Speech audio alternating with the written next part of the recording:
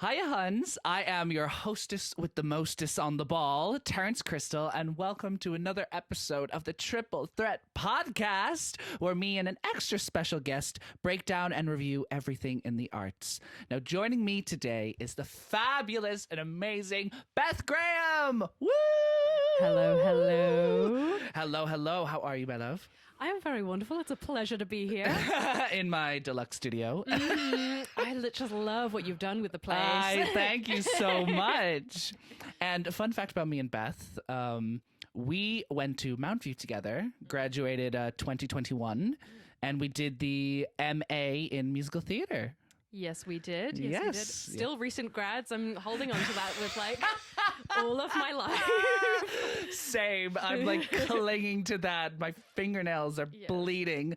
We graduated 2021, and me and Beth were in a production of Fun Home when we were studying there, where you played older Allison. Yes, the biggest Allison. The biggest Allison, and I played the medium dad. Because Yes. I was in the middle. Medium-sized Bruce. Medium-sized Bruce. Yes. And we are still in quite good contact with everyone in that cast. Yeah, it is amazing just like how much that experience of being in a show was such a bonding experience. I feel like that is just such a thing, especially when we were studying in a COVID year. Yeah. When it was just like you get to speak to these 8 people and see them every day, and that's it. Yeah, and that's it. And you can't even be that close to them. No, 2 meters away, thank you. 2 meters away. And just the whole creative team was just so like... It was Yeah. lovely, just a dream, and just like lovely friendships made in that. Absolutely. Still to this day, we all talk to each other. Well, you, not to sidetrack, but you are moving in with one of the cast members. Yes, I'm moving in with myself. I'm moving in with medium Allison. Yes. The wonderful Ellen Simons. Yes. Shout out, Ellen. We love you. Oh, yeah. They were actually saying to me a couple of days ago, they were like, oh, yeah, I listened to your episode and you shouted out Beth during one of them. And I was just like... I was such a weird reaction. I was just like, you listened to it? Well, they actually messaged me like while they were listening to it, and they were like, Beth, you got a shout out. You got a shout out. So here's my shout out to them. Elle Simons. Hey. Watch out for them. They're coming up. Exactly. They are very much coming up. Well deserved. Well, alrighty, folks, if you're new joining us, this is how the show works. So I bring in a piece of art or anything from cinema, TV, play that my guest hasn't seen, and I give them a non-spoiler review of it. And then vice versa. You come in and you give me a non-spoiler review of anything. So it could be a play, anything. And then at the end, we both give a big, fat fucking spoiler review of something that we have both seen, either together or separate. And so let's just kick it off. And I always start with my guest. So, Beth, what have you brought in for me today? So when I say the words Nate, a one-man show by Natalie Palamides, that is not familiar to you? Nope, No. not at all. Wonderful. I've not seen anything to do with this. Okay, cool. I've only seen that it's on Netflix.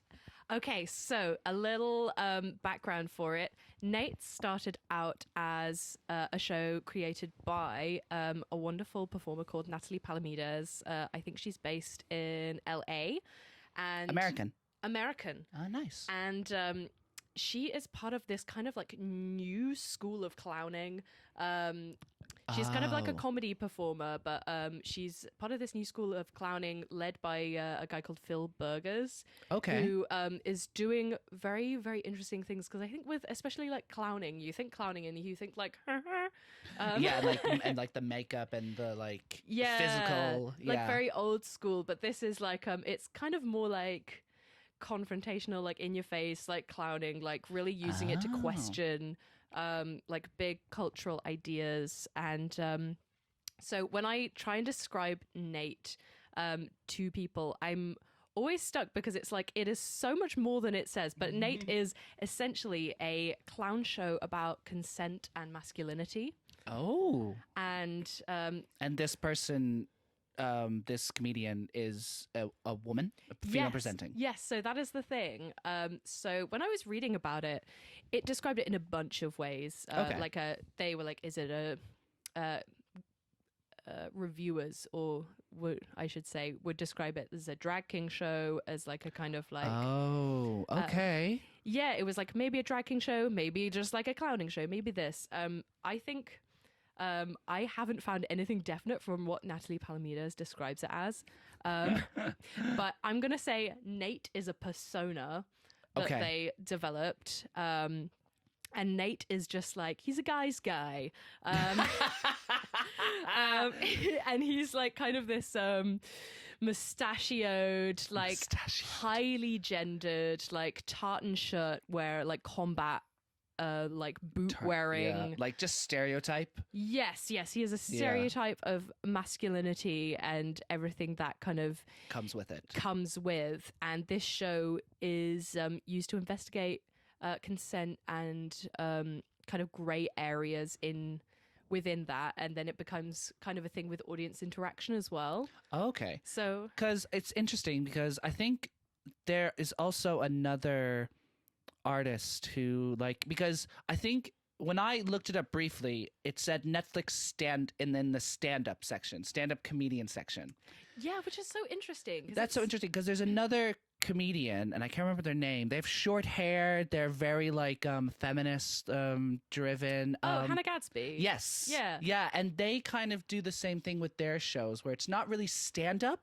Yes. It's more of like a show in itself, a one person tell all. Yeah. And this sounds like it's kind of that similar wavelength. Well, actually, it's really funny that you said that because it was kind of like compared to Nanette at the time it went on Netflix. Nanette, yes, because we've talked about this. Yes, so just to backtrack, it was first Nate was first a stage show.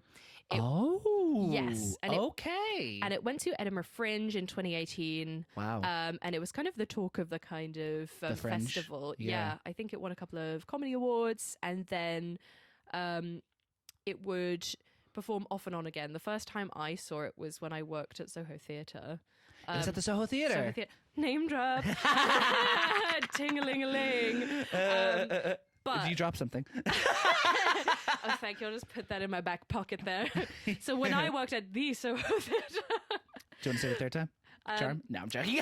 I'm joking. Here's my LinkedIn CV. But it was kind of like a kind of experience where all the staff members would, because it had been a couple of times, and I would be asked, being like, "Have you seen Nate yet?" It was like that thing that everyone had to see. It was like the thing. It was constantly referenced in the office. Nice.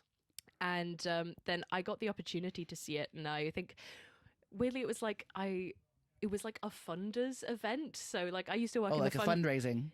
Yeah, kind of. So I used to work in the fundraising department, and then we'd have these special nights where we would invite people to come and see shows. Mm-hmm. And so people who were in the membership programs or had given us grants or that kind of thing. And I was looking after these guests, and then I was like, okay, well, I'll just sit in because I really want to see it because everyone talks about it. And then it was just one of the best things I'd ever seen. Just I was seeing it on my own, and it just blew my mind. Yeah. And I came in the next day and I was like, I understand why everyone is freaking out about this. And did you, from hearing about it, just because you said before at the beginning that you don't know how to describe it, and did people kind of describe it to you, and it was just oh, it's this kind of thing, but then it's also this? It was literally, they were like, you just need to see it. Yeah. So it made me even more intrigued. So I was prepared going in to it. And then so I saw it then, and then I think a few years elapsed. Something happened in 2020. I don't know if you remember. What? Wait, what? The name escapes me. But I don't know. Panettone. Oh, I love panettone. You know that takes years to make. Does it? No. It's an Italian cake. Yeah, it's that bread thing. Yeah, but apparently that's it's not that it takes years to make. It's a really complicated recipe. Oh, yeah, well, it's delicious. It is delicious. Anyway, 2020. 2020. Or something happens then. I was like, I wonder whatever happened to Natalie Palamides, and I googled it, and I see it is a Netflix special. Wow. So I was like, oh my god! I instantly was it before the pandemic it got released, or? I believe it was in December 2020. Wow. So I think it must have been filmed before. Yeah, I was about to say it must have, Because there's like in the recording that you can watch, there's no signs of. Oh, and there's crowd. Yeah, there's a big crowd. So it's probably like recorded in like November of 2019, Yeah. planned to be released in like March or like Checks out. April, and then Okay, that's interesting. But let me show you the kind of poster for this. So just what do you see here? So I see a hairy-chested male-presenting person with a kind of a like 80s afro, but on a white person with a really, really thick mustache covering its mouth. It's giving action. It's giving action man, like the kind of 80s action hero kind of thing. And then they're like wearing suspenders. So oh no, it's a dick. Oh my God! It's a they're slinging a rubber cock around its neck like it's a towel. It's a giant stretchy dick. So this is the character of Nate. This is Nate. There's another picture there where he has amazing. an axe. So this is like a drag king. Yeah, and in a way, it is kind of a drag king, but I'm like, I don't really know how to define it. I think for me, persona works best because it's like I think because the show doesn't have like those kind of draggy qualities that you might expect from a drag king, but essentially, without spoiling it, the show investigates the idea of consent through like crazy audience interaction. I can imagine they had a fucking great time setting that up. The kind of scenario is that Nate's just been broken up with. Oh Jesus! Yes. Oh jeez! And he's trying to investigate why this happened because he wants everyone to know that he's very hot on consent. I'm a good guy. Yeah, he's a good guy because he asks. He was like, all you got to do is ask. Oh, yes. And he's confused because he got broken up with and he was like, I asked her about everything. Yeah. And then that is a kind of journey for him to try and express himself.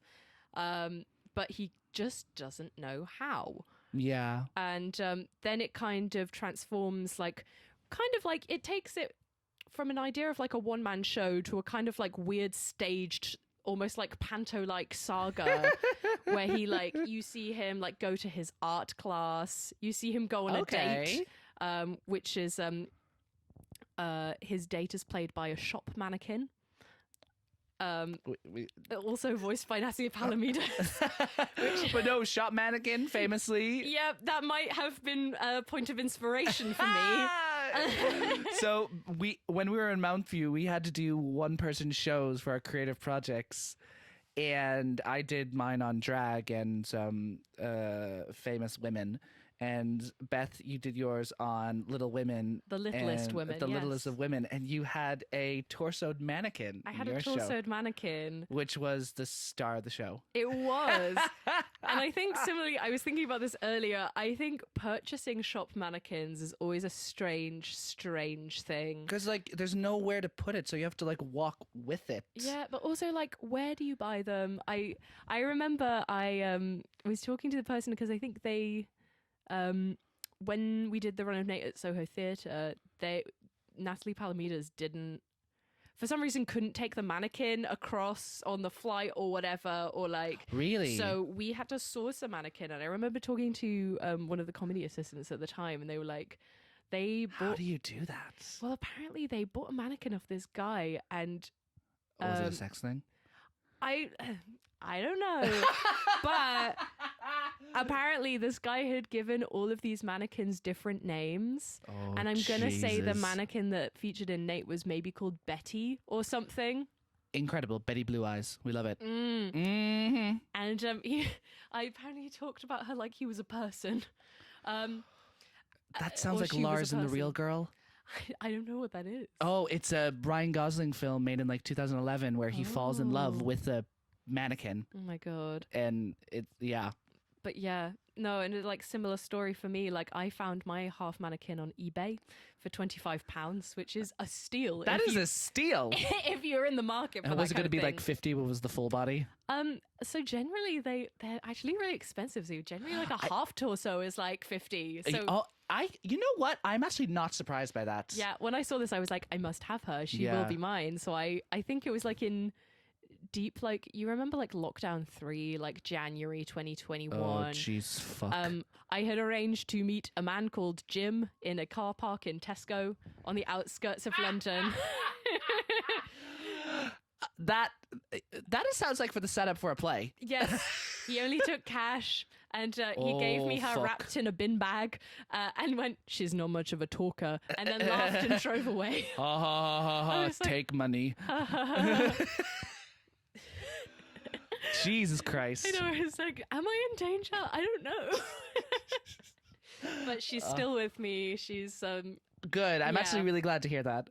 yeah, we're going strong. I haven't given her a name yet. So I was about to ask you, how did you first discover this? But you already answered that through the Soho. Thank you for bringing it up. Yeah, yes. no. And so this show, it goes through like consent and all that stuff.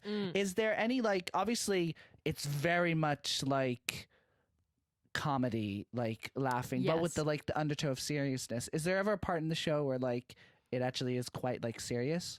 Yes, I would say so. There is one Yeah. moment where, because you've seen Natalie Palamida's like shift through playing Nate, and it's quite an interesting kind of aesthetic to look at because throughout the show you see Nate, the persona of Nate, kind of degrading almost. Like there's chest hair like glued on to Natalie Palamida's chest, which is obviously, it's just her chest. She's not bound.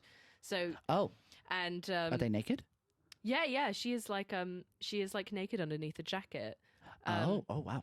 And gradually there's one point when Nate goes for a shower, and then there's The just hair. the hair just washes off. And Oh, so that's kind of a cool like little yeah. metaphor. So it's like, it starts as like this full presentation of masculinity, and then over time, like through like the wear and tear of the show, like this kind of facade like crumbles. Which is a interesting thing because the idea of like consent and all this stuff Yeah. is crumbling to the idea of masculinity. Mm-hmm. Because so that's really interesting. It's very interesting, Yeah. and there is like what you get one glimpse of just where it's just Natalie Palamides. Yeah. And it's just like, I won't spoil it because you have to give away so much context to it, but it is a moment there's about 10 minutes of the show left, and it's just like all of the show has been building to this, and it is so completely earned. It is like a beautiful and like horrible and sad moment. Yeah. Because I find like with a lot of stuff that like hides serious themes and undertones through comedy, it's really hard to earn Yeah, and I think the like payoff. it can very and it can easily feel be- contrived. Yeah, it can very easily feel like a cheap thing as well, and being like, oh, I know where this is going, like yada yada. Yeah, like totally. Or like you see like these ideas where like it's put in comedy, but you're like, oh no, well this is clearly like Yeah, it's clearly about something this else. is clearly against the patriarchy, and you're like the thing, and the patriarchy's the villain, and like all that stuff. But I do like stuff that like can earn its payoff. Yeah, I think it's because Nate pushes things to such like ridiculousness, and like it is like so silly and like very like hilarious as well. That it is kind of just like a gut punch when things actually is serious. And I think it's a thing of being like the message it has is is that consent is not a clear cut thing. No. And Like you said before, a very gray area. yeah, and I think the show it doesn't have an agenda either way. It's just meant to start conversations. And like, is it more start conversation, or is it kind of like showing facts? So it sets up a situation, and then it asks, "Is what I did wrong?" And then the audience encouraged you to answer. And there's and in the one I was in when I saw it live, and in this recorded version, there is just so much being like, I was yes, going to say, no, is the maybe. difference between watching it live and watching it on Netflix, is it like obviously the interactions with the audience are completely different, but is it still like the same, like heart in it? Yeah, I think so. It's really interesting because you can see that she has such like strong improvisational skills, like, and she is so confident with. I think playing, because I have like strong opinions on audience interaction. I think a lot of the time it can be kind of, because it's a power relationship, right? Like with performer and audience. And I think sometimes it's quite exploitative of the audience because some people just do not want to be like. Yeah, and I think that's the whole thing about the audience and performer, like consensual interaction. Yeah. Because I think so much audience interaction is being like, haha, I'm going to humiliate you and you have nothing to do. That's actually so true, because I think I've seen a lot of shows recently where it's like there have been a lot of audience interaction, and it's if you're like not like us, because we kind of know the ins and outs of acting and theater, and like know the ways to go about audience interaction. You kind of have to like make a conversation with them, well, and you have like to acknowledge and be like, and like say, I'm going to hold your hand in this hand, and you're going to stand up for a bit, and then I'm like kind of like explain. And I think you're right, and it's really how you said it. It is a power dynamic, because I remember I was in a show recently, and during it, the person just came over to me, just full blank. It was just like, hold this, and I was just like, okay. Now, obviously, that's a really light thing, just like of holding the stick. But like, you know me, I'm a very extroverted person. I'm like very like, oh yeah, I'll do this, I'll do this. But I can imagine someone who's just like. Who's like literally fears sitting in the front row in some things and like holding the stick and like, it's an interesting thing, audience interaction. Yes, and I think what Natalie Palamides does so well is in all the audience interaction, she kind of crafts. There are jokes in it, but like her character and her persona is always at the bottom of the joke. Like the audience is never like the butt of the joke. That's good. I think there's just it's quite early on in the show, but there's a part where Nate basically has a wrestling competition with an audience member. It's about 20 minutes in, but it's like the way. See, I hear that and I'm just like, oh geez. Yeah, and you'd think, being like, Jesus Christ, like how do you get to that point where an audience feels so comfortable with doing that? And I think it's because of the relationship that they set up in that work. Like they have done the groundwork to be like, you don't have to be scared of me, like you can say no, but like all in a way where it's like it is all in good nature. It is and it's interesting because I think as theater makers, we have this idea, because it helps with writing, that the audience knows nothing.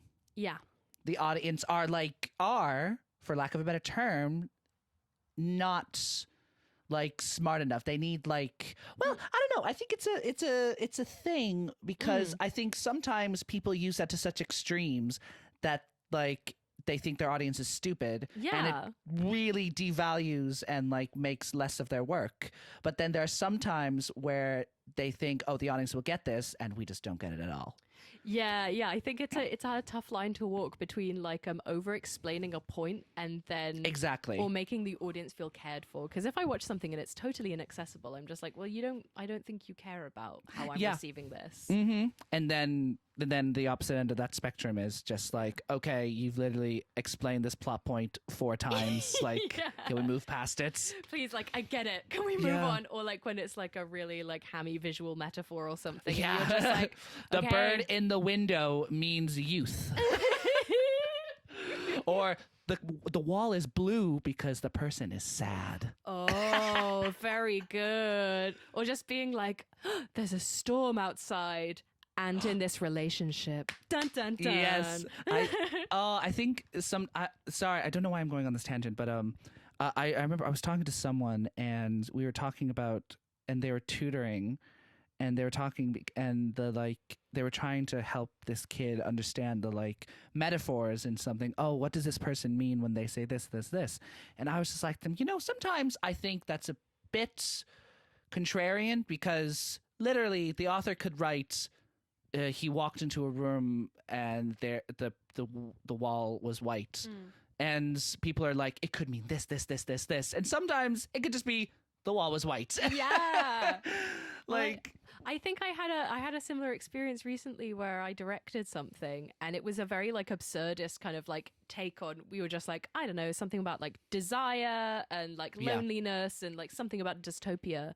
And then it turned out to be a play about like a person who wanted to be a pig. Yes. And then I had all these audience members coming up to me afterwards because it was like a short piece as part of a scratch night. Yeah. Brooklyn rep, shout out. Yeah. I've actually seen it, and yes, congratulations, by the way. It was a brilliant production and you did very well. Beth was the director and of Lafette. Thank you. Lafette. Yes, Lafette or You Are Delicious by Matt Minicino. It was very good. Well done. But yeah, I had all these people afterwards being like, but what was it really about though?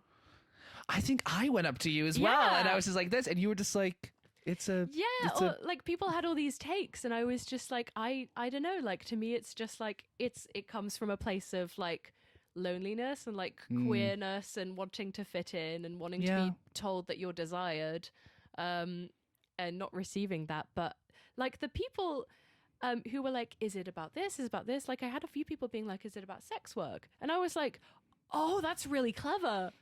I wish I'd thought of that. And I think sometimes the pig is just a pig and like the people who are creating it, but like it's wonderful the meanings people can take from it, because that's But so isn't that amazing. so funny? But that could add to like your craft as like a director or an actor, and like you hear people's reviews saying like it was about this, and you're just like, it wasn't, but I'm writing that shit down. And I was like, fuck, was it? I was like, news to me, but incredible. Love that. Now, let's get back to Nate, because the audience interaction and the consent, because I think I would see this on Netflix, and it would obviously, I think it would come up, like I said before, as a stand-up special. Yeah, it's like Netflix comedy. Netflix comedy. And that's such a... But you were saying it's so far beyond that. What do you mean? Like... I think it's so much more, and it's like where you could just watch it and see it as a comedy. Like there are many, many jokes in it. It's very funny. But I think it's one of those things where I watch it every so often just to see what I take from it this time. So could you like go, is it something you could go back to, watch again and discover something new? Yeah, definitely. I think. Oh, I love that. Yeah, because I think so I watched it several times while we were doing like those shows that we were talking about, because I was so fascinated by the kind of structure of it almost, because from where it starts to where it ends is massive. It's only like an hour show. And I remember just first of all being like, this is so funny. This is so chaotic. Like, this is amazing that like Natalie Palamides is like creating these like situations with audiences and that they're going through with it. And then the second time I watched it, I was like, oh, wait, like what is the underlying message here? And what is this? Like there's a whole exchange at the end where they use a very particular word to describe something. And I just kind of got hooked on that and like got into like the deeper meaning of the piece through that. And I think if you want to watch it as a thing where it's kind of exploring like a post Me Too kind of I get you. thing, because I think it was made in 2018, so obviously like in the middle of the Harvey Weinstein allegations. Oh yeah, because I was about to say, was that was 2017? That 2017, started? I think November maybe. Yeah, and then oh wow. So it's like if you read it with that context, then it's a completely different show. It's a really rich text, and I think if you even read it as like a text on masculinity, like there's this kind of repeated line that Nate says where it just goes, express yourself, Nate, express yourself. Yeah. And it's this struggle to do that, so it can also be a kind of treaty on masculinity and searching to break from that, or even as a text for masculinity in that way performed by a cis woman in the context of a stand-up comedy environment. I was about to say that's an interesting take, that it's a cis woman, female presenting, taking on the ideas of masculinity, and I think that's the best way to do it, because who has masculinity affected more in society than women? Yeah, and so it's like the person of the oppressed group is presenting the oppressor. Yes, and I think almost rewriting a text on how perhaps like this is not solved. I mean, you can't really solve Yeah, masculinity, but that's the thing with these shows, because I think, well, fun fact about me and Beth, and I was actually thinking about this today, because we helped a lot of people during the creative projects. yes. Do you know what I mean? And it's hard because I think I'm trying to think of the right way to say this. We helped a lot of people and gave a lot of notes and kind of and watched a lot of people's creative projects, and all of them were very good. We just gave them a few notes in here and there. But I think the general thing is that it's hard to talk about something like masculinity and not just to present a way to solve it, or just say it's here in society. Yeah, it's like being we live in a society, yes, etc. And it's well, yeah, obviously, yes, obviously, that exists, and there are inherent oppressions and structural kind of problems with the society that we live in. But I think there's that thing of being if you present that as a binary thing, of being well, this is right, this is wrong, then that also gets you into a catch-22 situation of what is the gray area then, and what happens if something falls outside it. And it's even more an anxiety inducing situation of being there is no clear-cut way to define things, which what makes it so interesting to discuss. I was about to say the gray area is the interesting thing to discuss. I think in the opening conversation. Yeah, I mean, and that's so applicable in consent, in gender relations, in queerness as well. The gray areas are the most fertile, I think. Yeah, because I think because, like I said before, there are just sometimes people go into this with presenting facts we already know about the societal issues, or finding ways to solve them. I think the best way to come about it and the best outcome is to start a conversation, like you said. Yeah, I think that's the best way to do it. I read a really interesting chapter last night from a book called The White Album by a journalist called Joan Didion. Okay, nice. And she was writing about the women's movement, which she was kind of present for in the late 60s and early 70s. So that the third wave, or third wave. Yeah, I believe. Sorry, I got that wrong. We don't have a fact checker here, so we just have our phones. It's fine. We'll just. I'm gonna say it was, or maybe it was second wave. I think the second/third wave. It was one of the waves of feminism. Hello, editing Terence. Cut that shit. No, I'm joking. But and she was talking about how when people come in with a critique of something which is just inherently so binary, she's well, who does that serve? What's that going to change? And being I don't know, if you're saying that you can't derive enjoyment from cooking a meal if you're a woman because that you've been taught to be servile. That is just kind of such a binary view on it, because there are so many other reasons you might do that, or choose to have children, or yes, choose to get married. And I think it's that thing of being well, if you put something in a kind of that's right or it's wrong category, it's just it's so boring. It's so boring, and it's so and it feels so naive. It feels so and so even immature. Yeah, I think it's such a naive thing to be well, that's wrong because of this, and you're well, maybe there are other reasons. Yeah, because you can't just slap a rhetoric on it and be it's done, it's solved because I've said it's bad. What are you going to do with that? Because people are still going to have to cook meals. People are still going to have kids. Yeah. And obviously there are certain circumstances where there is a clear right and wrong. Yeah. But it is important with this show, like you said, and it sounds like they excellently get their point across of just even starting a conversation, because it sounds like it's more just here's the situation, have at it, take at it. Take at it. Yeah, I think, and the last line of Nate is, I hope the message was clear.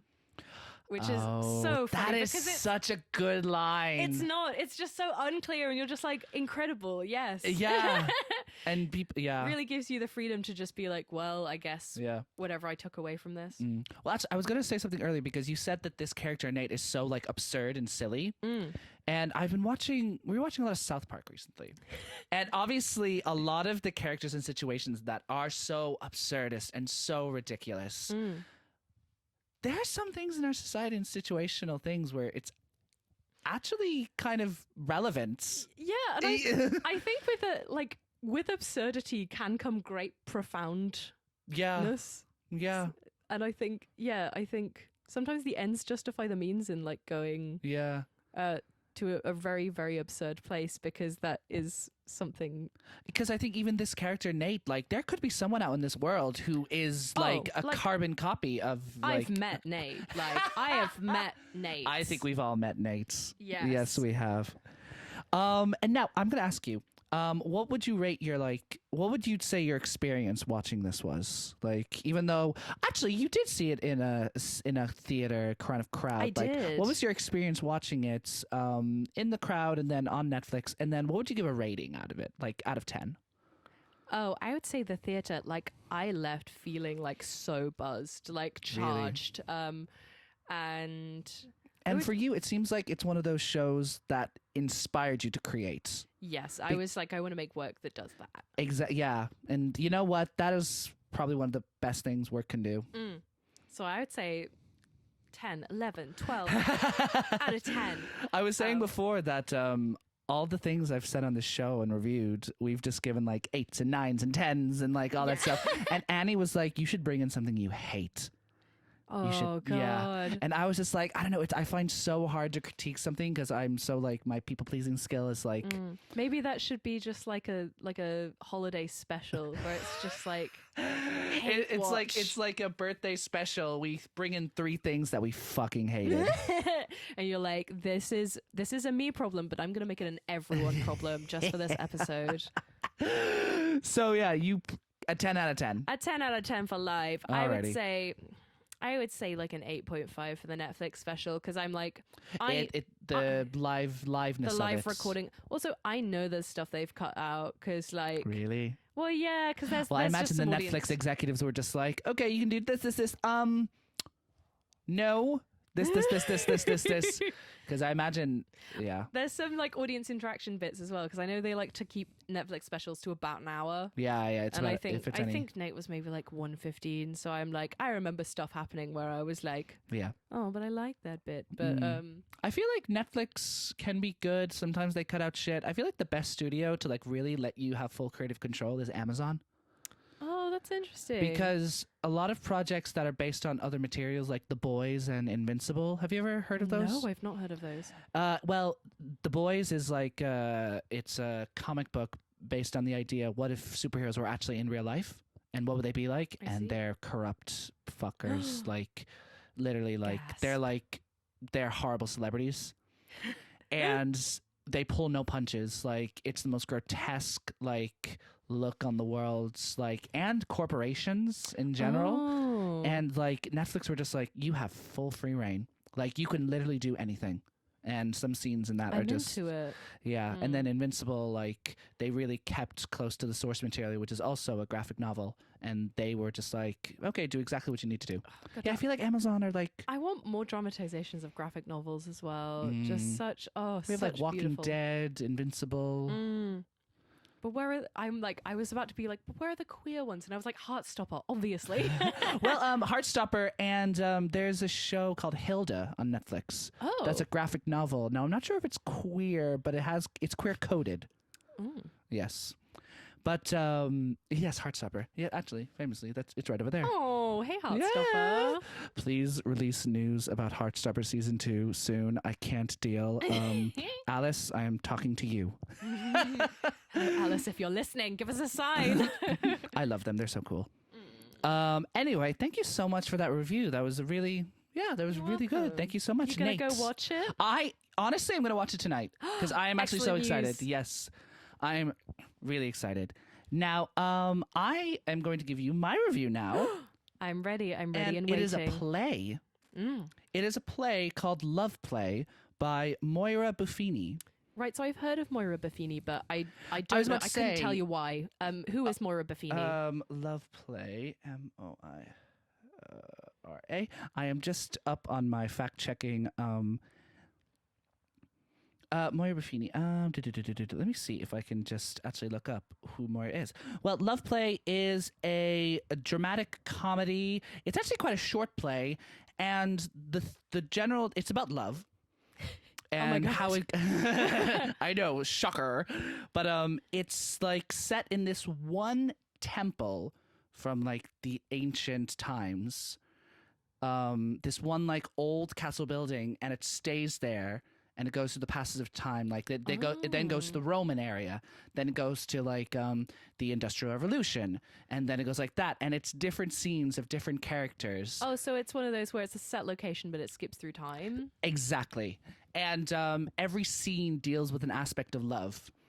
Oh, what's that called? Is episodical, or is it like a vignette play? Yes, because none of the scenes are connected. Yeah. Except oh my in God. sometimes they say some lines that they said in the scene, like, but none of the characters or stories are connected. Oh, there's a specific word for that, but it escapes me. It's kind of adjacent to the ones I said.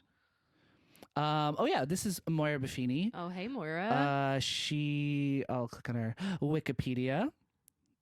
She's done Jordan, Gabriel, Silence, The Games Rooms, and most recently. Oh, I know her from Wonder.land, which was at, I think it was at the National Theatre. I think. Ooh. Yeah, it was a it's musical. inspired by Alice in Wonderland. Wait, is it Damon Albarn? Isn't he the Gorillaz guy?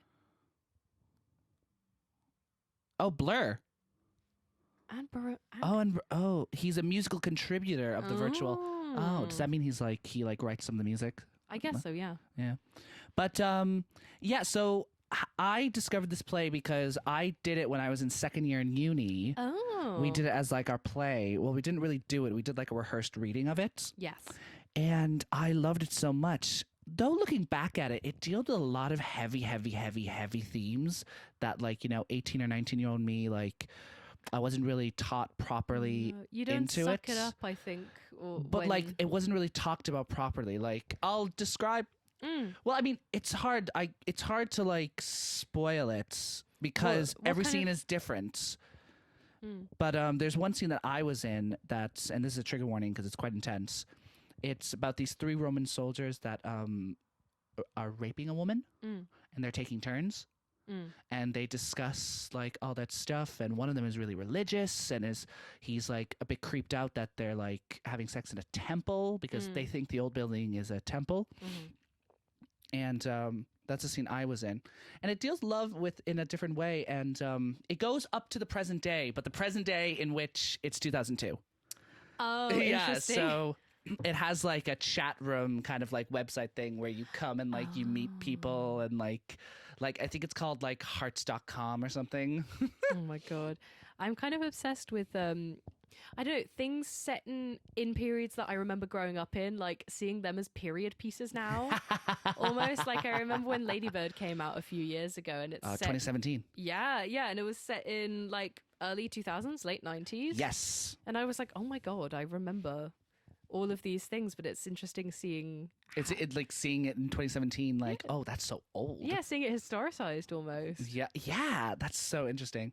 But this play, the writing's really good because there are just different scenes that deal with the aspect of love, like that scene, and then there's one where it's I'm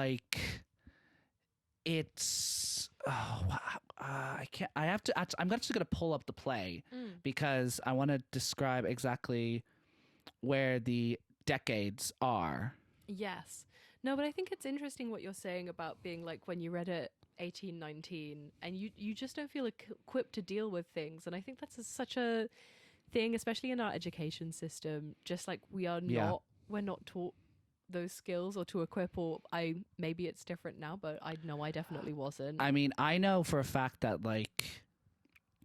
I didn't really get a proper educational view on some themes in plays and stuff until I was in Mount View. Like we didn't really have we only had like discussions varyingly, like when we did oh, what's that play? Uh, uh, oh, I can't remember. It's a play I did when I was in third year. It was like our third year play. And that's when we talked to our director and really had in-depth conversations about the historical impact of this play. Oh, it's about the revolutions of Romania, and like how the president like gave a speech and like he messed up and then the protesters came in. Oh, Forest, Black. No, I can't. No. Editing Terence, jump in. Mad Forest. Mad Forest. Mad Forest. Okay. Yes, you know what I'm talking about.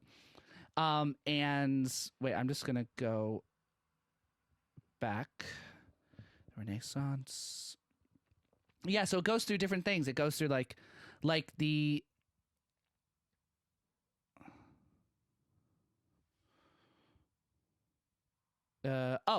yes, so the first scene is set in 79 AD. Oh. Yeah, so it's a Roman soldier dealing with like a peasant. I see. And and he's trying to have sex with her. No, and she's a sex worker, and like she's like, the guy's like, it's really funny in this scene because the guy's like, oh, here's your money, and she's just like, what is this? Because it's so like old, and she's just like, what? Can I eat this? And he's just like, no, it's legal tender, and she's just like, but I want a chicken. And it deals with all that stuff, and I think I reread it looking at it now than I did before. And there's some scenes that are just beautiful to like read. Like there's one scene where it's a woman scientist. There's a woman scientist. A woman scientist. Get this, she's a lady. A lady doing science? What? No, it's her, and she hires this guy to come in and strip in front of her, but not to do anything sexual, just so that she can examine. Oh. And they talk about, and she talks about the complexity of time in the universe, and he's just there responding. And like, it's a type of show, I think, that preps an actor for sex and naked scenes. Yeah. Because I think that was the main takeaway for when we did it. It was like, here's how to do it, which back at the time we actually didn't do it properly. But because, you know, that's changed in like even 7 years. Yeah, the role of like intimacy coordinators. Yeah, huge. exactly. Huge. And so this play is kind of like here's the scene, here's what it calls for, and then let's see how we do this and like all that stuff. Because a lot of the scenes are quite explicit. Like there's scenes where like they're like having full-blown sex. Then there's scenes where they're standing naked. Then there's scenes where it deals with the themes of rape and like raping someone. So it deals like, how do we deal with that? And it's like a building block for a young actor's career, which is why I think we did it. Yeah. And what did you take from doing it? I took from doing it, like, you know, because at the time we actually didn't have an intimacy coordinator, which was actually quite bad looking back. But like the director, like, you know, just talking about it. And I just remember because I was really good friends with everyone in my year, and we dealt with it and we talked about it, and it was more like of just like oh, I'm gonna do this, and the other person just being like, okay, well then I'll do this. Is that okay? And we're just both like, yeah, that's cool. But then like looking back at it, I'm just a bit like, ooh, we probably should have been a bit more careful. Yeah. Because you always want. It sounds like that's like the start of how you have that conversation. Yeah. I think, it's like there should be a separate person facilitating that or like a professional in there, just like, not just someone like a director, just one, and it's just being like, okay, now do this. Yeah, but I actually, the play stuck with me because just all the scenes are like quite interesting. Like there's one scene where it's about a dead nun, and it's you know how like back then in like the Renaissance or even before then they would wash the body. Oh yeah. You know, like the cleanse it of Christ or something like that. Yeah. And it's that scene. It's just a dead body, but it's interesting because there's a person like touching an actual human like actor corpse there, so it teaches them how to how do you when you do a fight call and like you have to map out exactly what you're gonna do. Oh yeah, yeah. You know, that kind of like you have to rehearse like exactly what the choreography of the Yes. thing is. So it kind of tells, okay, well, I remember the person doing it was like, oh yeah, I'm going to start with the feet and then move up. And then in the script, it says specifically I have to touch a certain area. I'm going to do that and this line and I'm touching here. And, you know, it deals with like kind of just that like building block of how to choreograph and how to. Choreographer kind of thing. Yeah. It's a bit off tangent, but like, why do you think it's called Love Play? Well, I think because I think it like the main theme of each scene is love, and love is a very broad like. Yeah, I guess like how is Moira? First name terms here. How is Moira defining love and positioning love in kind of the different societies that she is representing in the show? Well, I think it's interesting, and also this play is very diverse in the sense of like there's a lot of like gay relationship, lesbian. I think there's a trans character, but I'm not sure if they're trans. It's kind of like left really gray. Yeah. But I think she kind of deals with the like power dynamic of love. And because in a lot of the scenes, it's the like kind of man overtaking, but then another scene, it's a woman being fully in control and like dominating and telling the man what to do and all that stuff. And she kind of like goes through the traditional and non-traditional. But how she deals with the theme of love, I think it's interesting because the fact that it's set in this one area and it goes through time and you see certain scenes that have a similar theme in like AD than in like the 80s. Yeah. It kind of shows that love hasn't really changed. Yeah, I guess it's a clever kind of device to use different time settings to explore how one theme is impacted by the society it's existing in, but how it's essentially the same. Yeah.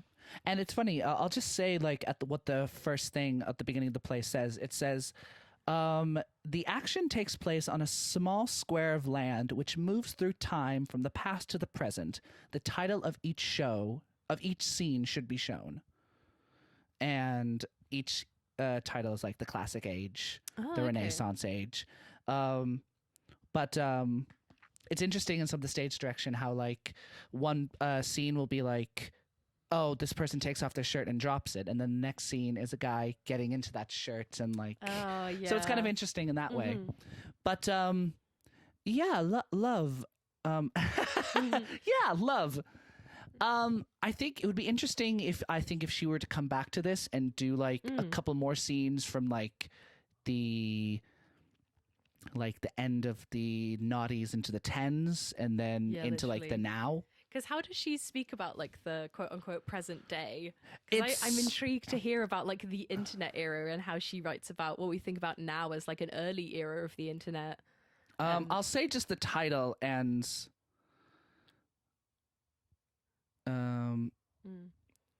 so interesting because it was like the early internet seems to be like a slightly like deranged like Wild West of being like she calls it the age of excess. Oh yeah, Moira's atting capitalism. Yeah, and it's a dating agency. I see. Yeah, so it's called Hearts International, and it is because you know how back then they would do video profiles? Oh, yeah. So it'd just be like, hi, my name's Terence. I'm 26 years old. I love long walks on the beach and sucking dicks and no, but like those video things, like explaining and like hello, gentlemen. Yeah, no, but that's the last scene of like that she gets up to. So I think would be very interesting to see like how she would tackle online dating.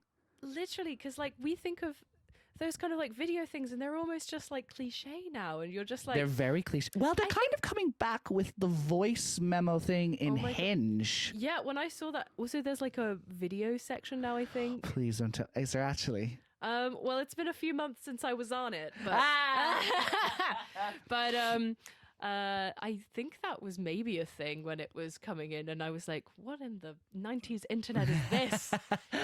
It's funny seeing that we're going back to that. Yeah, I think it's because we think of 90s internet and it seemed like so like people almost like being in wonderment at like how easily you can access Mm. people and communicate, and just seeing how that's like expanded and almost like degraded over the last 20 years, just like with the rise of like anonymity on the internet Yeah, and yeah, and just the like the kind of getting fear. just sex, like just without the romantic yeah, hooks. being like dick, Yeah, like just getting it.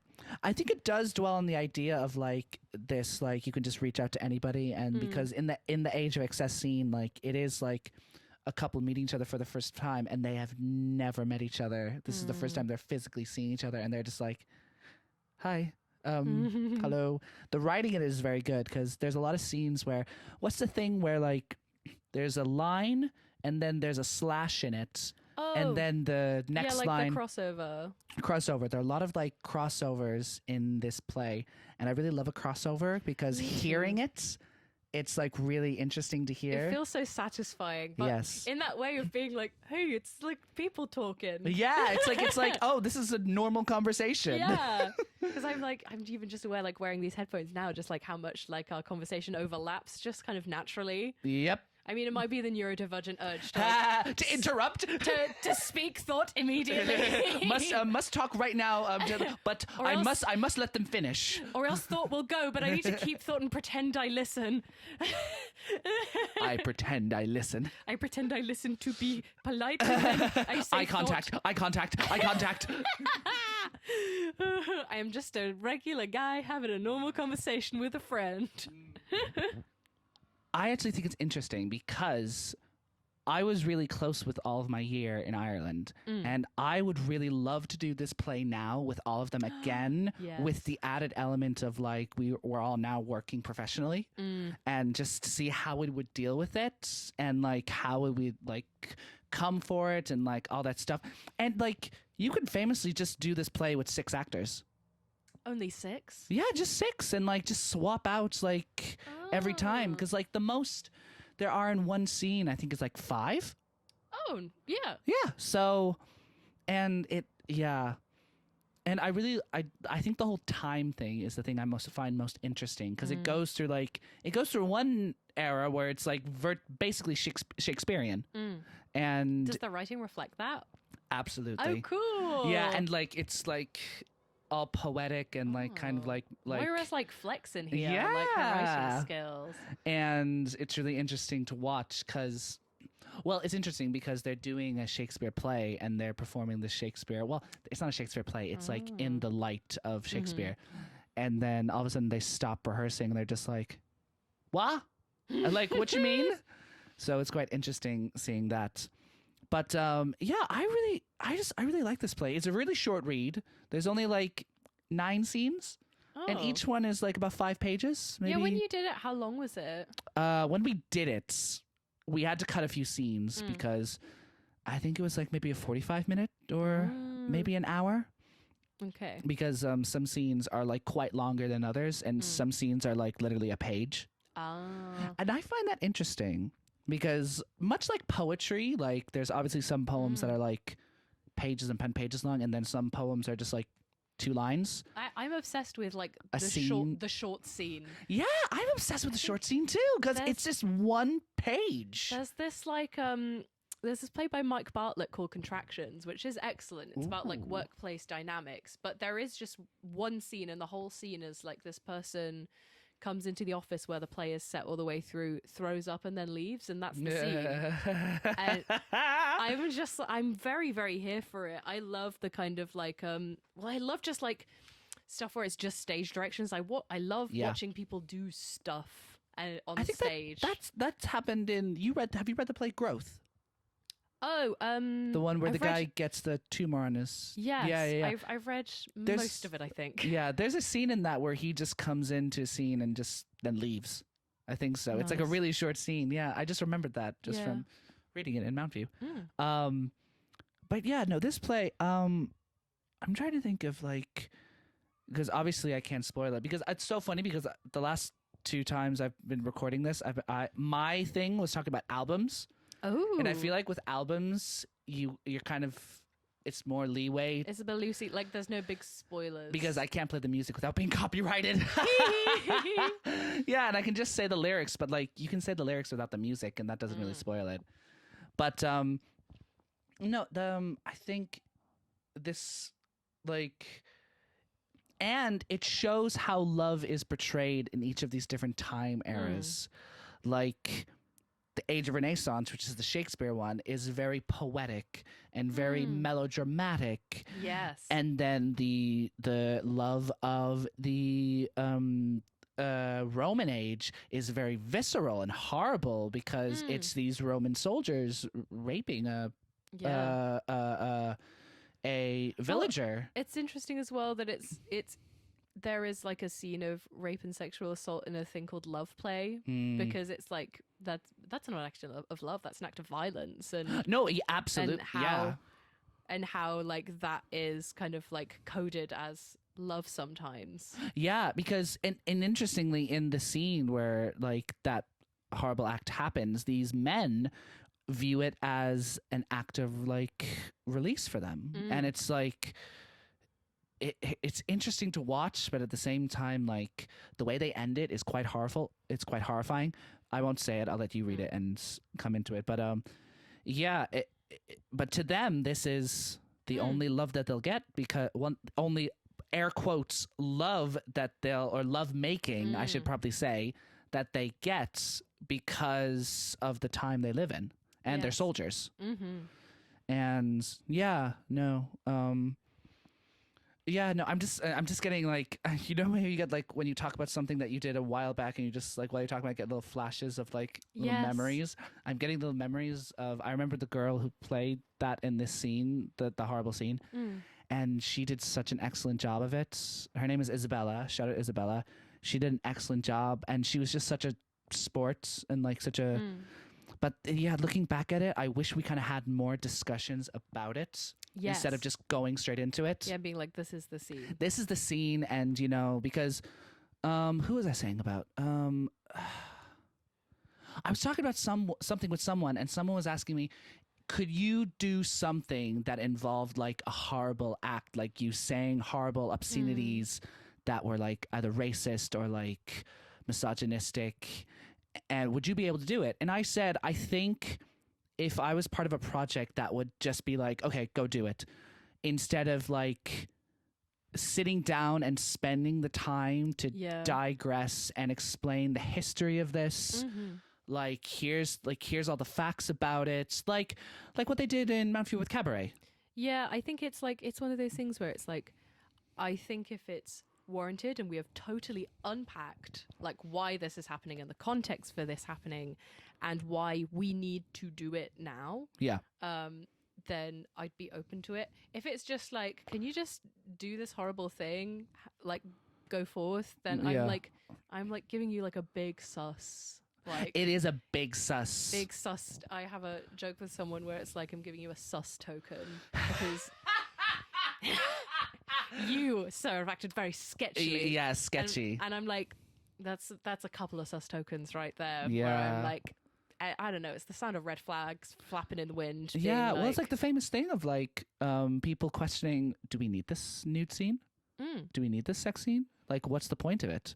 And, you know, some people just being like, oh, it's just there for it's there. And then you're just like, yeah, I think, or they'll be like, we'll just do this and be like edgy and hard hitting. And I'm like, why do you want to do that? Like, give me the why. Sir. I think this play gives a good reasoning for why. Yes. Because it explains this was the way of the time and how it was presented.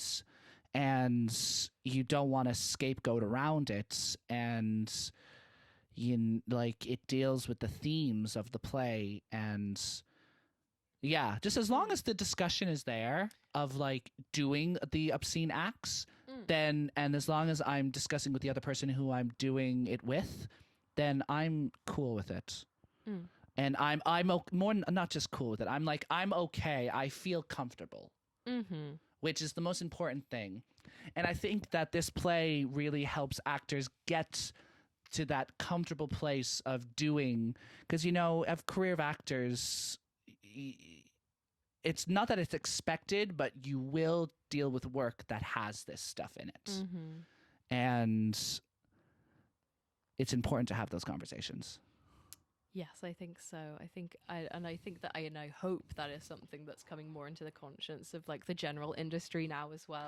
I think in the past like 4 years we've seen a general like. I would really hope so. Yeah, I mean I'm an optimistic, so like I would see it, but then I see like news articles of people questioning intimacy coordinators, and I'm just like, but for why? Why are you talking? Token. Why are you talking? Yeah. Sus token. Sus token Whoop. given. Ding ding. But no, I'm going to give my experience and my rating of this play. Hit me. So, upon reading the play again, I do think that sometimes it does become a bit self-indulgent. Mm-hmm. But I think the actual writing itself, because I love writing where it's like I said before, it's not explained fully. It's just 2 words, but you understand like through those 2 words exactly what they mean.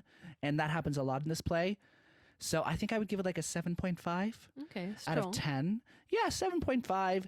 And then I think from my experience of it, I think it's a play that's meant to make you feel uncomfortable.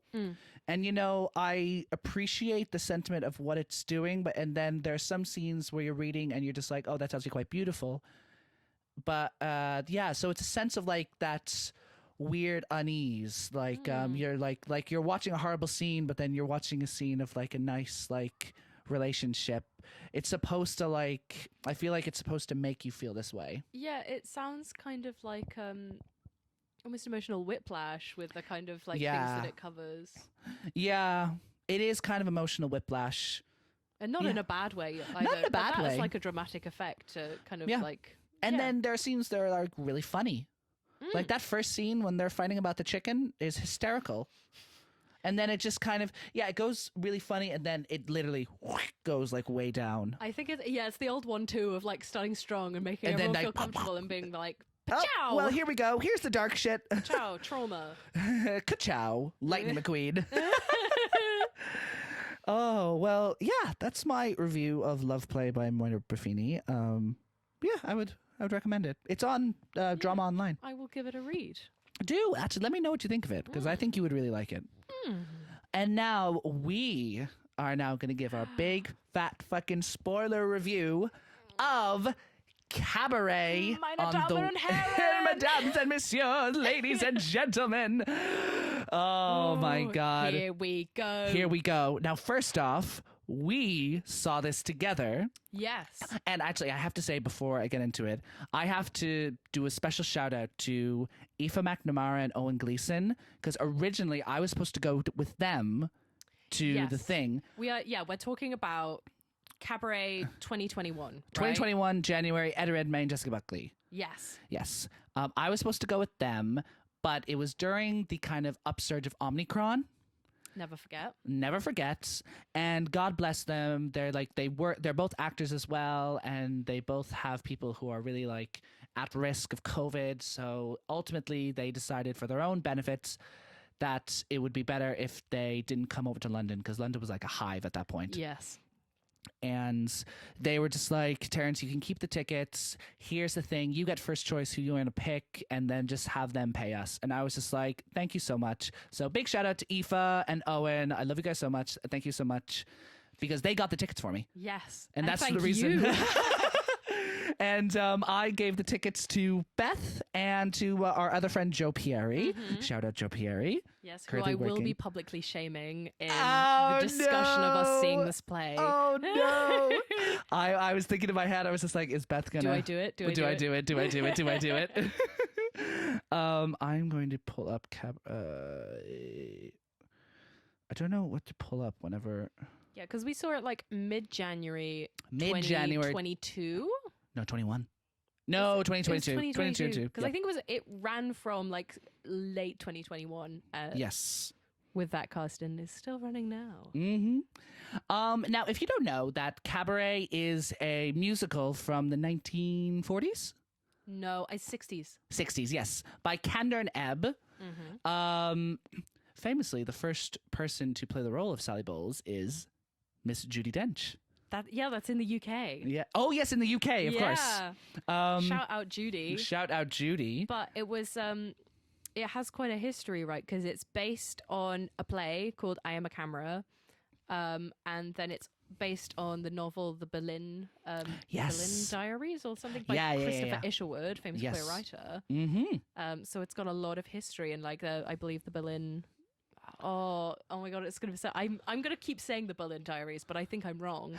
It's okay. I've said many things that have. Goodbye to Berlin or Farewell to Berlin. Yes. Yes. But that was written in the height of the Weimar Republic and like semi-autobiographical. And then now. And this is, I want to say, like the 5th or 6th iteration of cabaret to be like on a mainstream kind of West End Broadway. Yeah, I think it was.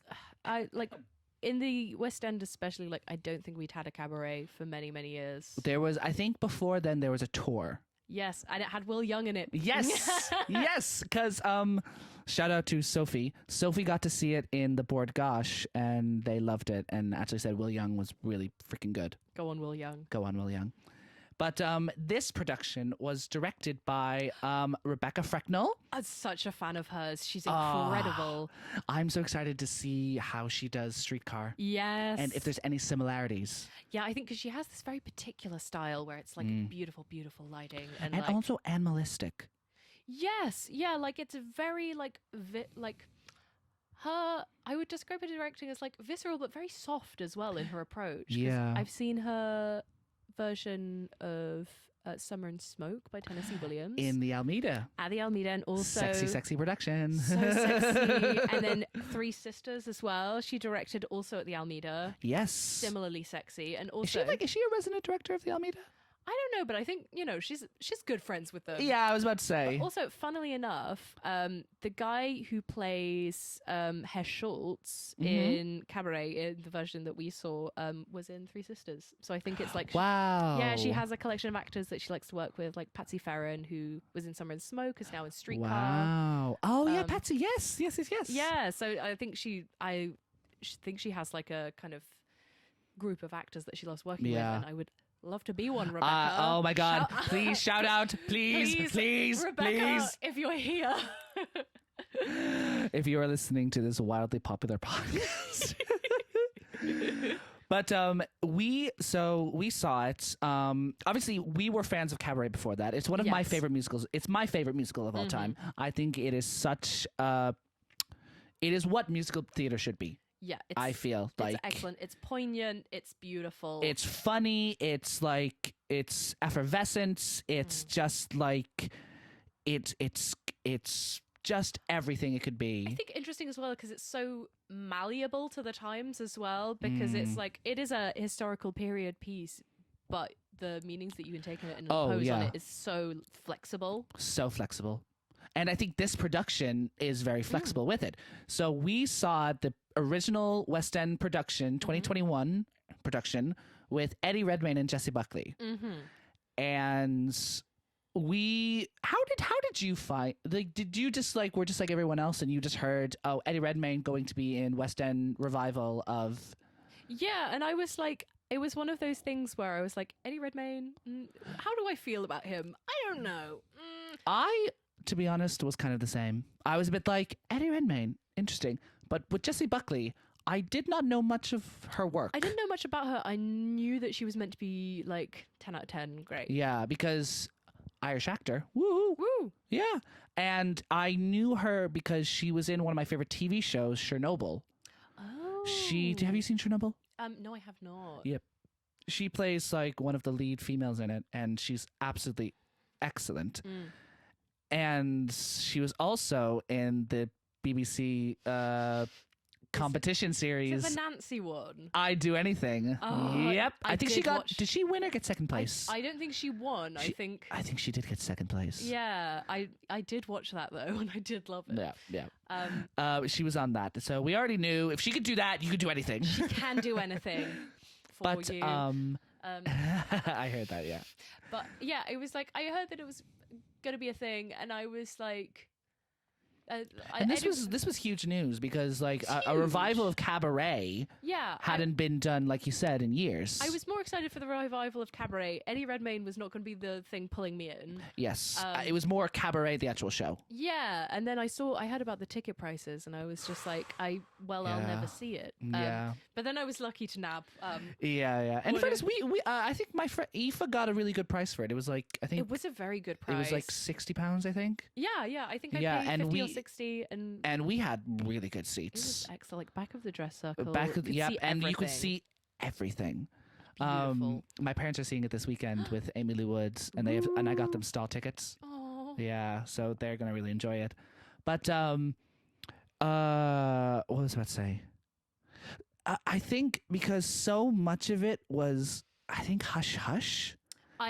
This production was like really clouded in secrecy. The marketing strategy for this production was incredible, and like in the sense that it was so secretive, and they were like so secretive, like, and in a way where they knew they could afford to be secretive because people would ask. Because if it was just like a random thing, then people would be like, I don't care. But because it was like this big, like, and you have production, and you have like Academy Award winning actor Eddie Redmayne and Jessie Buckley, who at that time was, I think, just nominated for an Academy Award for The Lost Daughter.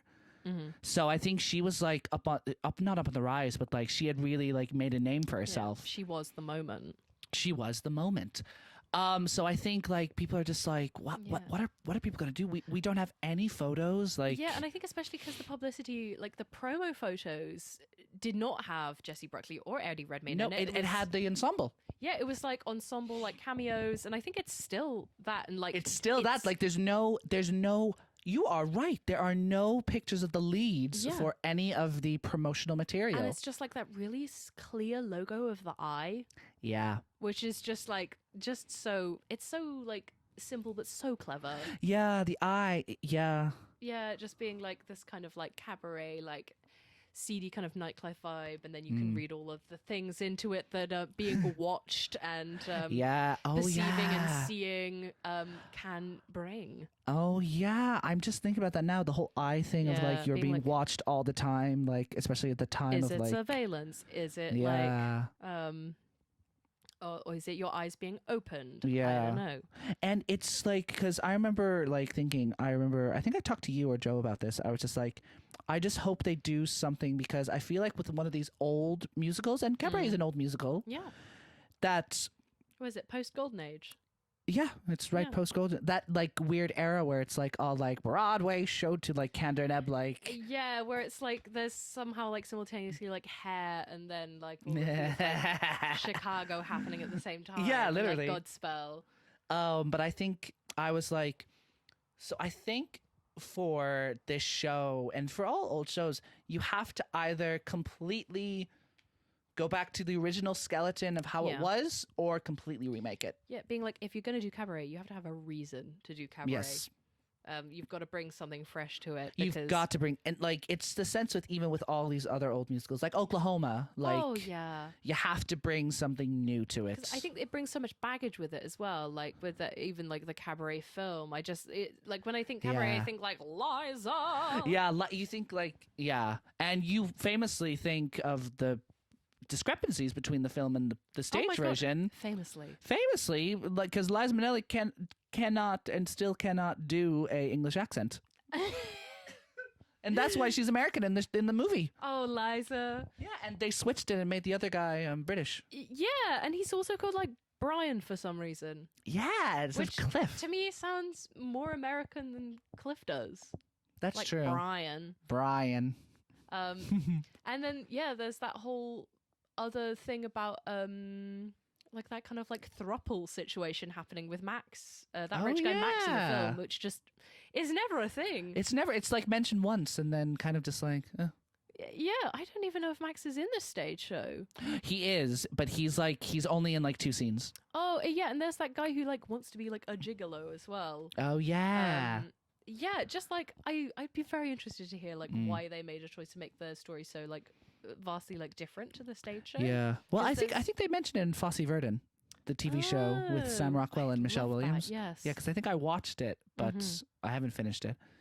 But yes, we see this. Me, you, and Joe, we watch it, and I was just blown away. Yeah, but is now the time for the public shaming. Let's do it. Go on. Okay, so it's the interval. We've just been blown away. The lights come up, and then I become aware of a certain smell. And I'm like, wait, is that? And then I look down, and our friend Joe, who's sitting in the middle of us, has taken his shoes off. And from working front of house in a theater, I just know no. You like something activates in you. Something in my brain is screaming, and I just am like, where do you think you are? And Joe was just like, and then you were just like, at least I don't have my socks off or something like that. And you were just like, put on your shoes. Put on your shoes, baby. It's just in the theater where I work, I see people walking around in bare feet in the foyer. No, in fairness, if Joe had taken off his socks, I would have joined in on you. Cancelled. I would be just like, Joe, I'm going to move down the row. And this is a sold out show, so I can't. So please. No, but he only took off his shoes. But it was still. And I believe has not done it again. No, he's not. I actually genuinely believe he hasn't done it again. See, sometimes a little bit of shame is a good thing. And that's on period. Yeah. But yes, we all saw it together, and Joe famously took off his shoes. But apart from that, we were all just like, because you were sitting next to me, I was visceral during that show. Oh, yes. I was like... Terence famously the best audience member anyone could wish for. Just And I remember just being like, because they do new orchestrations. Yeah, because I was listening to the cast album on the way here. It's Tomorrow Belongs to Me. Oh yeah. They do a whole harmony choir thing. Yes. Yes. But it's all the MC, right? It's all the MC. Yeah. And it's multi-tracked, and it's very, very intriguing. And I think so. The new orchestrations more reflect the kind of instruments you might have in a cabaret club in Germany in 1930s. I fully agree. Because there's even a bit two ladies there's a bit where there's they added an instrumental. Oh yeah, they added a full instrumental section of this choreographed sex orgy thing. Oh my god, yeah. On the Revolve, and on the Revolve, everyone's fucking, everyone's fucking or masturbating and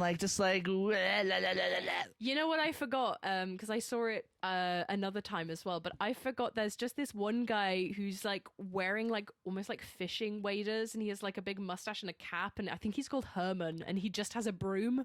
Yep. And I love him. I love it. He just walks around just hello. Yeah, no, and in that scene, he's just sweeping, just dying while everyone. He's sweeping up fucking. The semen. Yes, he'll need something more than a broom. I'll have to say that. But I loved just it. It was just a breath of fresh air.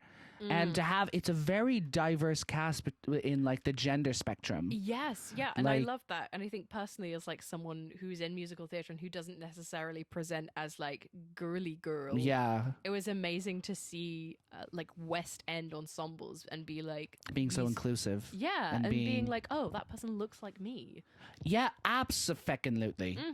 And just and I believe cabaret famously, I think delves into that because of those nightclubs of that era, people were experimenting and doing all sorts of genderqueer stuff. Yeah, I think very openly a queer space. Yeah, very much a queer space. And they really tapped into that for this production because it seems literally everyone apart from the Nazi fella is genderqueer in a sense. And I also think the diversity in body type as well. Absolutely. Yeah. Yes.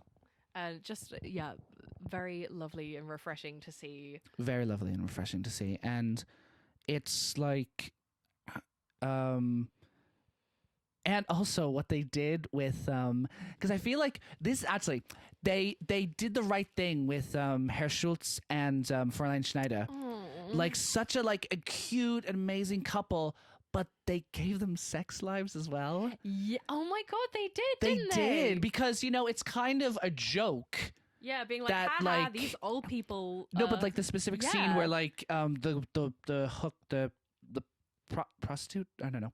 Fraulein Fraulein Kost. Kost. Kost. Yes, Fraulein Kost. She comes out with her sailor, and then Yes. and then what's his name? Schultz. yeah, and Herr bumps into Herr Schultz Schultz. comes up in her robe after Yeah. having sex with her. Now, in the original production, that's like a little like old people having sex, but in this one, like the whole pineapple thing when he shoves. Genuinely kind of erotic. It's generally kind of erotic, and they're just like, yes, old people can have sex old too. people do be fucking, and it Yeah. should be shown. Exactly, and I just love that because it gives them another layer. Yeah, and I think having that kind of story is such a kind of sweet / like gently erotic story. It's like it adds to the payoff of like the horror that happens in Act 2. Yeah, and it kind of like keeps in theme because I feel like that older couple is kind of like the sweet sentimental of Cabaret that brings in all that stuff. But the fact they're sweet sentimental and kind of horny Yeah, kind of keeps in with the theme of the whole show. I welcome it. I welcome it too. Also, I feel like We saw the original, the whole original cast. I think we Yeah. saw everyone. we saw the whole gang. We saw all four Olivier winning actors. It's just insane. They each won an Olivier. Incredible. But yeah, no, I was just thinking like I really always forget how much Sally kind of like is not the main character of Cabaret. No. Like she disappears for a lot of Act 2. Yep.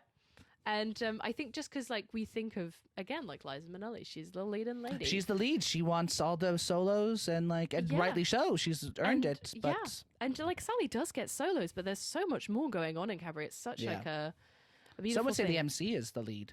Yeah, and so which is interesting because I was thinking on the way here, I was having a conversation with someone a while ago about Cabaret, and they asked me the question. They were like, "Is the MC always the stand-in for Nazi Germany in Cabaret?"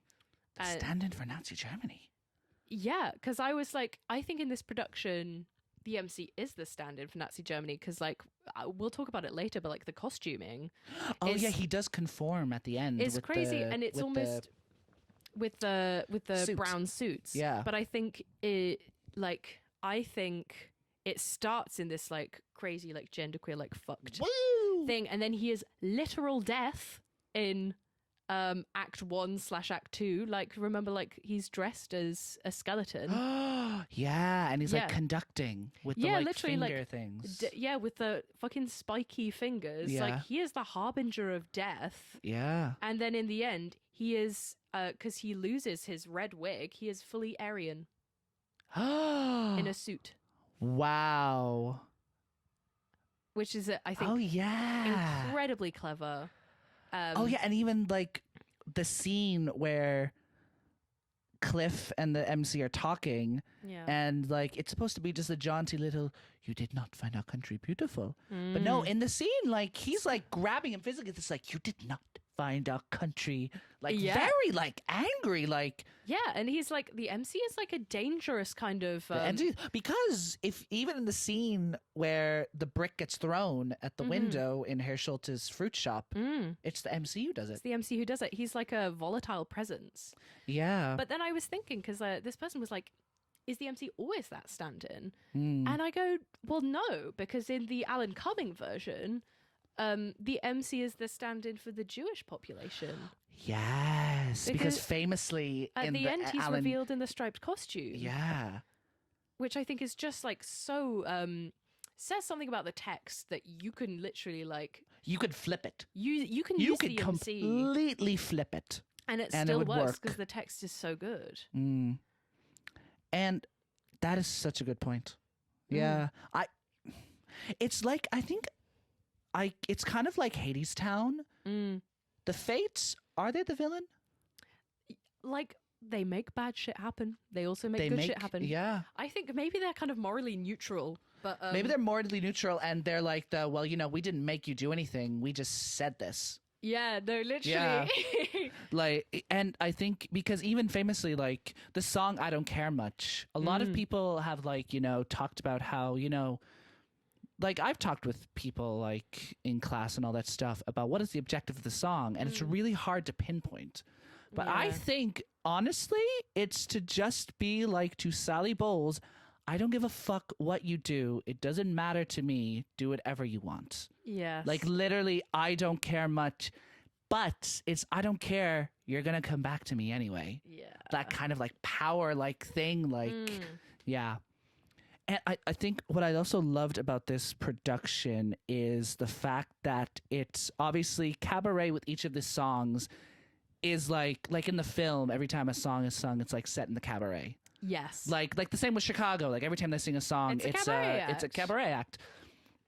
What I really liked what they did with Fräulein Schneider's last song, What Would You Do? Oh my god. Like she gets lifted in the thing and it's lights and it's like she has it's this one huge moment. Yeah, it's like this one like Broadway moment, but the like the theme behind it is quite like it's desolate. It's like it's devastating. Yeah, and it's like that is her moment, and she's like, well, I think the whole point of that song is just like you are so naive to think you are so stupid. Like you can just leave. I have to stay. Yeah, you're so naive to think that I could take a stand. And oh god, it's just It kind of reminds me. I saw yesterday. I saw Women Talking. Oh, and how is it? Fucking incredible. Also, that cast is stacked. Oh my god. I think you need to see it because you would love it. And like it's very much a female-led production. Like director, writer, score, Dare actor. I say, girl boss. Yeah, maybe. But no, anyway, you should really see that. It's still in cinemas and it's a really good film. Yes. And it just that theme of like, it's easy for you to say we can do in this, whereas like for me, I can't. But and you know what? I really liked it because God bless the character of Cliff is the hardest character to play in cabaret. He is a wet blanket. He is a wet, dry piece of toast. Dry piece of toast. That script and has. now this is in the script the character of Cliff is hard. It's like the same in a lot of musical theater, like Tony in West Side Story, and like even a bit of Orpheus in Hadestown, tiny bit. But the actor who did it, Amari Douglas of It's a Sin. Of It's a Sin, love him. Or them, and they did a really great job of it. Yeah, I remember watching it just being like, wow, you actually turned this disinteresting character interesting. Yeah, literally, because I feel like so much of it is him being like, Sally, wake up, we gotta go. And whereas Amari Douglas, like, because Cliff's like outburst at the act in Act 2. In Act 2, where he's like, wake up. Yeah, that was done spectacularly. Because I've seen it before. It's just like entirely not been earned, and I was like, it's why not been earned. Why is Cliff popping off so hard? Like, and yet when Amari Douglas does it, I was fully on board, and I was like tense. Yeah.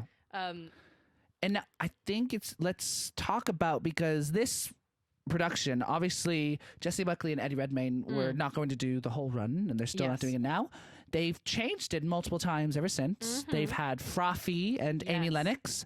Then they had Callum Scott Howell and Madeline Brewer and the person that you saw the second Emily. time. Yes. So we both saw, funnily enough, because when you see Cabaret once, you have to see it again. Oh yeah. We both saw Callum Scott Howell. Yes. But you saw a different Sally Bowles, and I saw Emily Benjamin. Emily Benjamin. They're the understudy. Oh. Yeah. And I think they've been covering it for the past like 3 weeks because of the transition between Callum Scott and Max from Everyone's Talking About Jamie. Oh, yeah. And Amy Lou Wood. Amy Lou Wood, yes.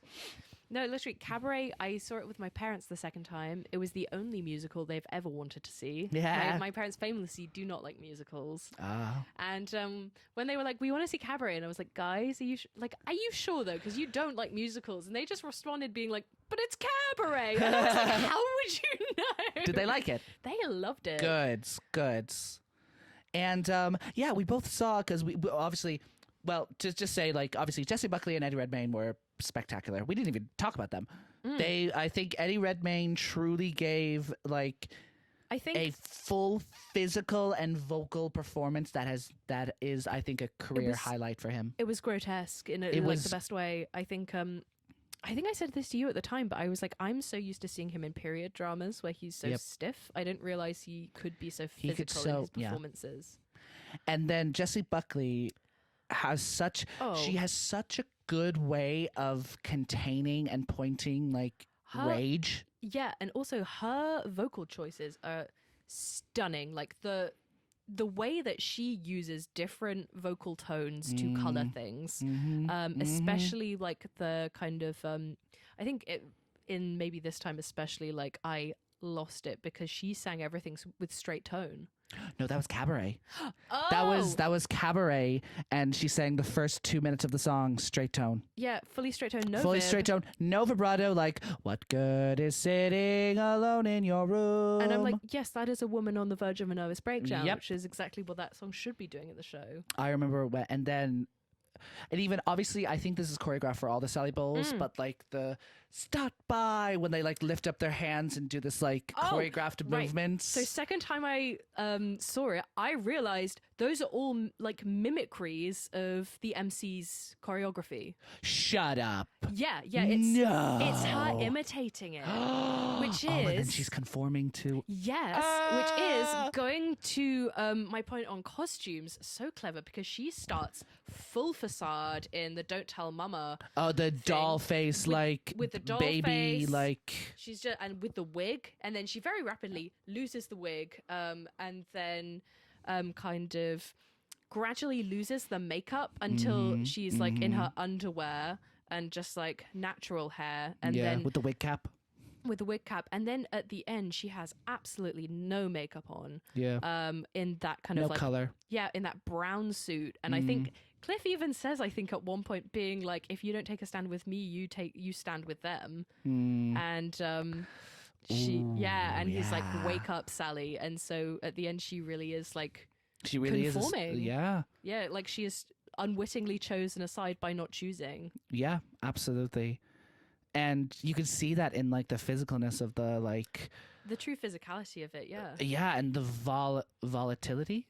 Is that a word? Yeah. Yes. Volatility of like her performance, and like just I remember watching it, and I remember I was like fully locked in watching it because it ends with like all the light coming in, the light coming in, and then zoom, it's just like a laser on them with their like back hunched, like they're going through an exorcism. Yeah, literally. Yeah. And I think the use of like straight tone in that song as well, because you've gone from like, because that's such a famous and that song is famously just like life is a cabaret, old chums, famously like you've silly. Gone from all the pizzazz to like absolutely nothing. And also I loved that Jessie Buckley also the bit in the Cabaret song where it's just like, I remember how she turned to me and say, what good is sitting all alone in your room? And I was just like, oh yeah, she is talking about what Elsie used to say. Yeah. Also, Elsie doesn't sound like a great friend. Being like, snap out of it. Yeah. Happiest corpse. But I do want to say that like I loved obviously Jessica and the whole production of when we saw the original cast were just phenomenal. Then we saw with Colin Scott Howells.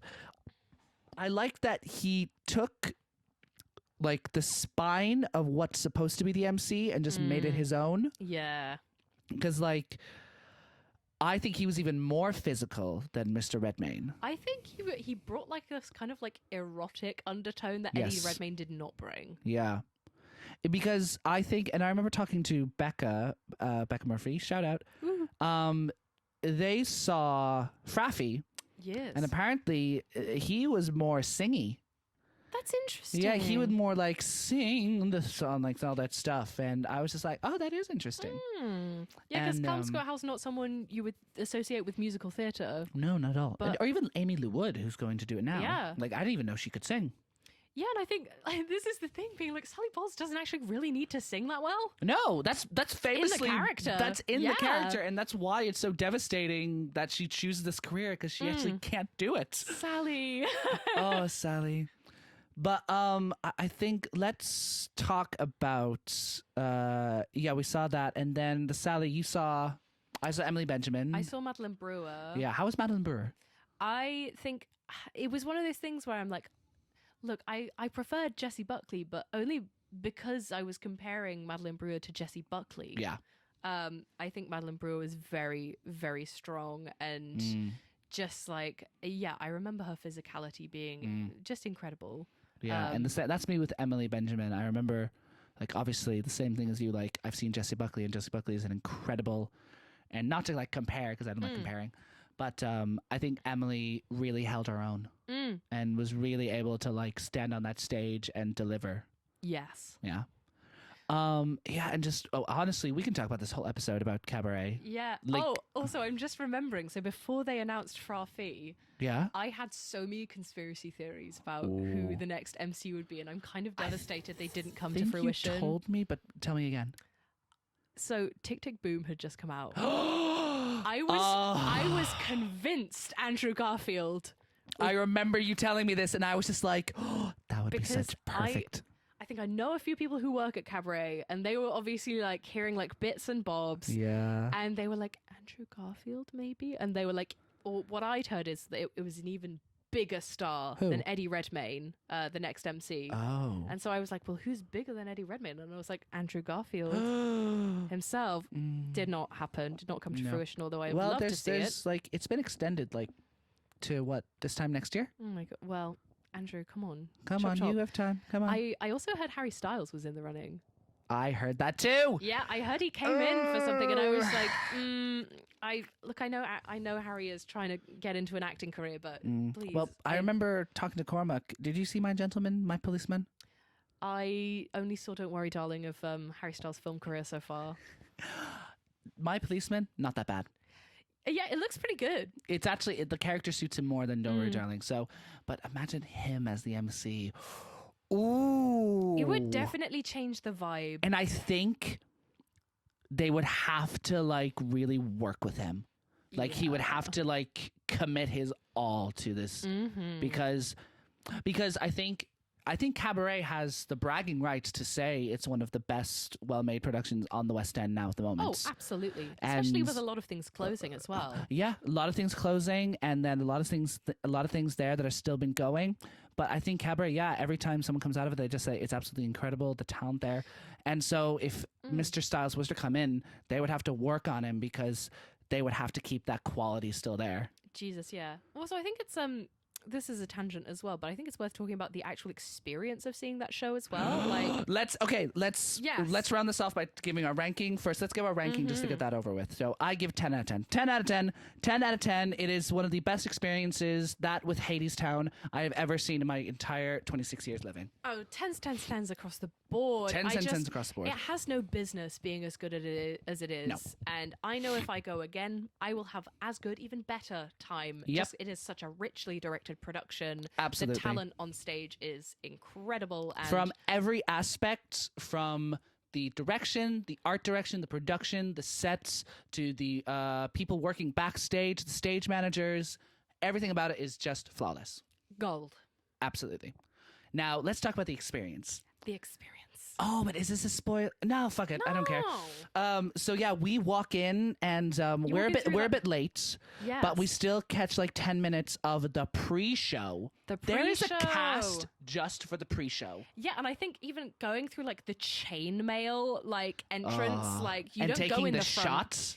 Yeah, you can have a drink, you have a little shot because it's New Year's Eve, obviously. And obviously the marketing of putting a sticker over your phone camera. As the German fetish clubs do. As the German fetish clubs do, yeah. You are literally transported to a Berlin club. Yeah, and it feels like it doesn't feel like a 20s club. It feels like a now club. It feels like a now club. Yep. Yeah. And it's so beautiful. Like the foyer is this giant platform with a gold foil sticking out. It's gold and all these kind of like random like figure paintings, Yeah. like having abstract figures. It's just beautiful. And the fact that like we're blocked off from it just from a beaded wall. Because remember when you first walk in, it's the first bar and you see like a person on a piano dancing with like... Yeah, it's insane. And just like and then there's just like members of the band just like walking around the stage, just kind of interacting with one another. Vibing. Just, frankly, vibing for an hour. Absolutely. And just it is the vibiest pre-show I've seen in a long time. and actually, I still have the bottle of the cocktail.